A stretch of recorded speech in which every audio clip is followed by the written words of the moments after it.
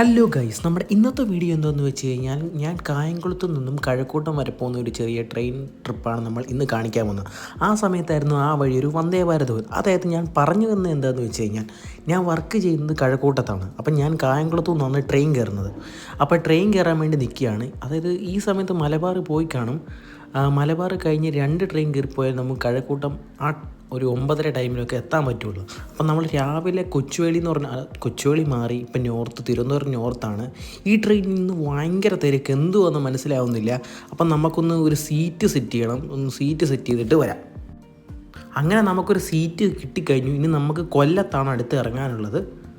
അങ്ങനെ പറഞ്ഞു വന്നത് കൊല്ലം എത്തിക്കഴിഞ്ഞു. ഇനി നമുക്ക് കൊല്ലത്തു നിന്നും നമുക്ക് കഴക്കൂട്ടത്തോട് പിടിക്കണം. അതായത് നമുക്ക് ഇനി കയറാനുള്ള ട്രെയിൻ എന്ന് പറയുന്നത് ഒരു കൊല്ലം പുനലൂർ, കൊല്ലമല്ല, പുനലൂർ കന്യാകുമാരി എന്ന് പറഞ്ഞ ട്രെയിനുണ്ട്. ഇനി ആ ട്രെയിൻ പിടിക്കാനാണ് നെക്സ്റ്റ് പരിപാടി എന്ന് പറയുന്നത്.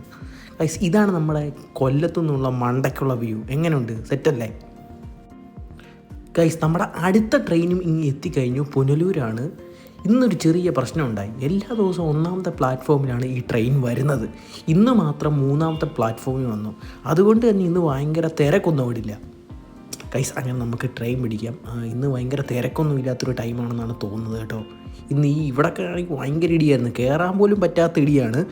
ഇന്ന് എങ്ങനെയോ ഒരു സീറ്റ് എനിക്ക് കിട്ടി ഗൈസ്. അങ്ങനെ നമ്മൾ കഴക്കൂട്ടത്ത് എത്തിക്കഴിഞ്ഞു. ഇനി നമ്മൾ കഴക്കൂട്ടത്ത് നിന്ന് ഞാൻ ബൈക്ക് ഒരു കൂട്ടുകാരൻ്റെ വീട്ടിലാണ് വെച്ചിരിക്കുന്നത്. ഓഫീസിൽ വർക്ക് ചെയ്യുന്നൊരു പയ്യൻ്റെ. അപ്പോൾ അവിടോട്ട് ഇനി പോകണം. അപ്പോൾ നമ്മുടെ ഈ കൊച്ചു വീഡിയോ നിങ്ങൾക്ക് ഇഷ്ടപ്പെട്ടെങ്കിൽ ലൈക്ക് ചെയ്യൂ, ഷെയർ ചെയ്യൂ, സബ്സ്ക്രൈബ് ചെയ്യൂ. അടുത്തൊരു വീഡിയോ ആയിട്ട് വരുന്നേക്കും. Good bye.